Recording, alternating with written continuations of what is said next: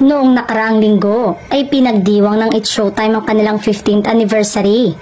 Pinatunayan nila ang kanilang lakas sa mga manonood at nararapat silang ipaglaban ng ABS-CBN.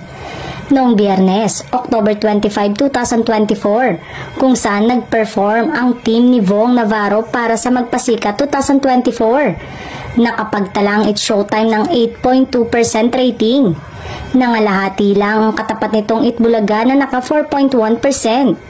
Nung Sabado rin ay nagpahayag ng kanilang saloobin ang host ng It's Showtime. Nagpasalamat sila sa ABS-CBN na hindi sila binitawan sa kabila ng mga pinagdaanan ng kanilang programa na buong akala nila ay magpapaalam na sa ere. Sabi ni Vice Ganda, kung iisipin natin, tapos na yon, Aldab pa lang. Tapos na yon, di ba? Na-suspend yung Showtime, tapos na yon. Eto na yung Rurok, wala ng franchise, tapos na yon. Kaya ABS-CBN, to all our boss, thank you very much because you have been finding ways for us, for all of us. Maraming salamat kasi hindi sila tumitigil, kaya nga minsan kapag napapagod tayo, biglang nakakahiyang mapagod. Kasi ang mga boss natin, hindi ko nga alam kung ano yung sinusuka ng mga yon, di ba?